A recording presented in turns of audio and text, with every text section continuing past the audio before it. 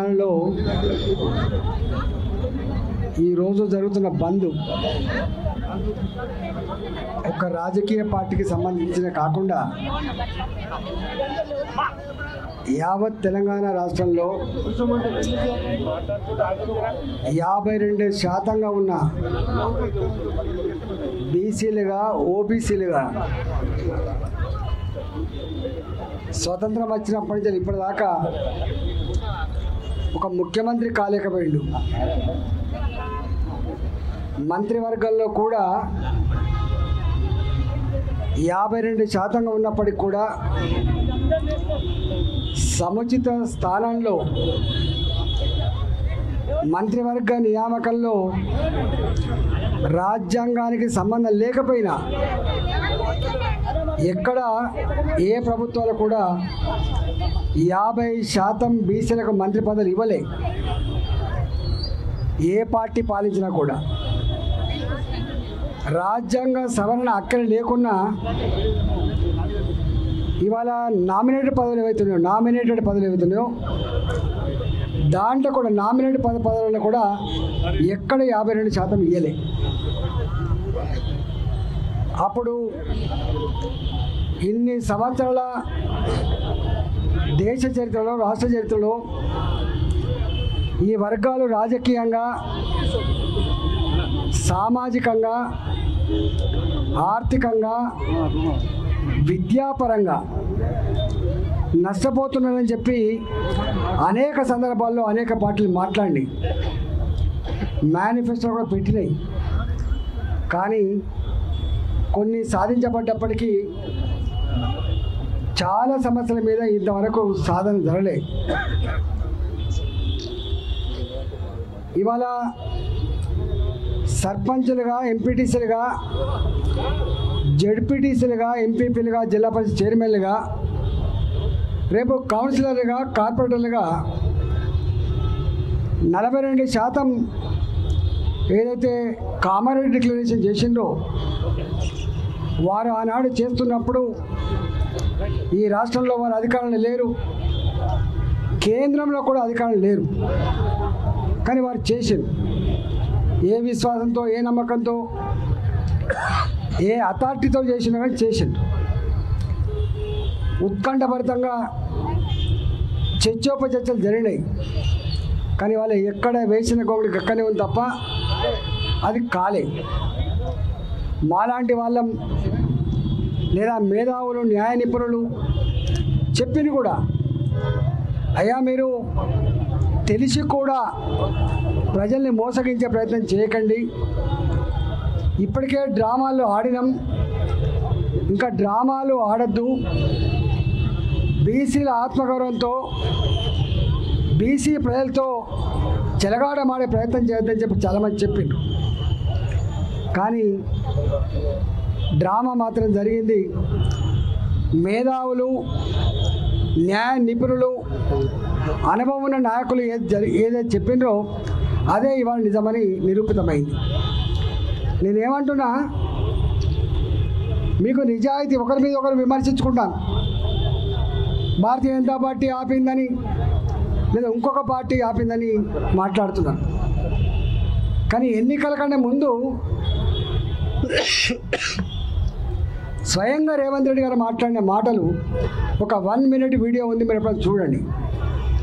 వారు అన్న మాట ఏంటంటే, మనం మోసం చేయొద్దు, రాష్ట్రాలకు, శాసనసభకు, శాసన మండలికి, రాష్ట్ర ప్రభుత్వాలకు రిజర్వేషన్లు పెంచుకునేటువంటి హక్కు లేదు, ఇది రాజ్యాంగ సవరణకు సంబంధించిన అంశం, ఇది రాజ్యాంగాన్ని సవరించేటువంటి బాధ్యత, హక్కు పార్లమెంట్కే ఉంటుంది తప్ప, కేంద్ర ప్రభుత్వానికి ఉంటుంది తప్ప రాష్ట్ర ప్రభుత్వానికి లేదు, ఏదైనా చెప్తే కూడా నమ్మకండి, మోసం చేసినట్టే అని చెప్పి నేను మాట్లాడలేదు.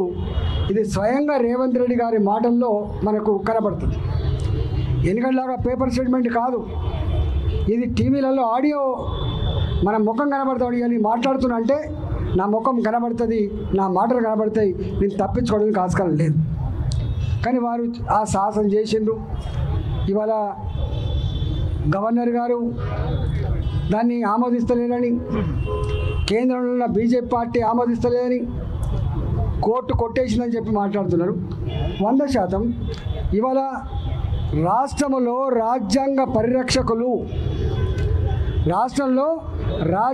పరిరక్షకులకు గవర్నర్ గారు మాత్రమే.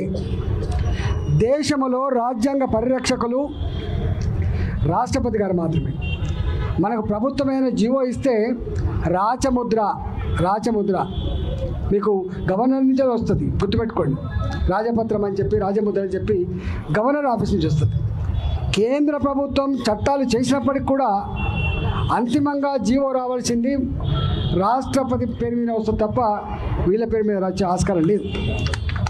కాబట్టి ఇవాళ ఇంత స్పష్టత ఉన్నప్పటికీ కూడా రాజ్యాంగం అప్పుడప్పుడు ఎవరైనా తప్పుదో పట్టించినా, దాన్ని రాంగ్ ఇంటర్ప్రిట్ చేసినా దాన్ని నిలువరించేటువంటి బాధ్యత రాష్ట్రంలో హైకోర్టుకు ఉంటుంది, దేశంలో సుప్రీంకోర్టుకు ఉంటుంది. ఇక్కడ ఏం జరిగింది? వీళ్ళు మాట్లాడుతున్నారు మొత్తం దేశంలో ఇప్పటి వరకు ఏదైనా రాష్ట్రం నిజాయితీగా చిత్తశుద్ధితో బీసీలకు రిజర్వేషన్ కల్పించిందంటే అది తమిళనాడు ప్రభుత్వం మాత్రమే. ఆ తమిళనాడులో మీకు తెలుసు అనేక ఉద్యమాలు జరిగినాయి. తమిళనాడులో ఎట్లాంటి ఉద్యమాలు జరిగినాయో నేను మీకు చెప్పాల్సి అక్కర్లేదు. పెరియార్ నాయకత్వంలో కావచ్చు, ఇతర అన్నదురై నాయకత్వంలో కావచ్చు, పెద్ద ఉద్యమాలు జరిగి ఆనాటి ప్రభుత్వం మనం ఇంకా ప్రజల యాస్పిరేషన్స్ని, ప్రజల యొక్క భావాన్ని మనం తొక్కిపెట్టలేము. ప్రజాస్వామ్యంలో మనం ఎక్కడో ఒకనాడు నిర్ణయం తీసుకోవాల్సిందే. రాజ్యాంగం ఉన్నది, చట్ట సభలు ఉన్నాయి, ప్రజల కోరికలు న్యాయమైనప్పుడు పరిశీలించేది తప్ప రాజ్యాంగం జడపదార్థం కాదని వారు స్వయంగా ఆనాడు 21 మంది రిటైర్డ్ ఐఏఎస్ ఆఫీసర్లతో కమిషన్ వేసి 2 సంవత్సరాలు 3 సంవత్సరాల పాటు మొత్తం సర్వే చేసి, ఇంటింటి సర్వే చేశారు. ఆ సర్వే కూడా కేవలం పాపులేషన్ సర్వే కాదు, ఓబీసీల ఆర్థిక, రాజకీయ, విద్య, సామాజిక అన్ని కోణాలలో సర్వే చేసి రిపోర్ట్ అంతా కూడా తయారు చేసి వాళ్ళ శాసనసభలో పాస్ చేసి, ఇగో మా రాష్ట్రం సోషల్ కంపోజిషన్కి ఇట్లా ఉంది, మా రాష్ట్రంలో ఎడ్యుకేషనల్ కల్చరల్ కాంపోజిషన్కి ఇట్లా ఉంది అని చెప్పి వాళ్ళు ఆనాడు మెప్పించి ఒప్పించి పార్లమెంట్లో 9th షెడ్యూల్లో పెట్టించిన చరిత్ర ఒక్క ఈ దేశంలో కేవలం తమిళనాడు ప్రభుత్వానికి మాత్రమే దక్కింది. అప్పుడు కోర్టులు కూడా తప్పట్లే. కోర్టులలో అనేక మంది కోర్టుకు పోయింది, కానీ ఎంతమంది కోర్టుకు పోయినప్పటికి కూడా దాన్ని ఎవరు కొట్టేయలేదు, అది అమలవుతుంది.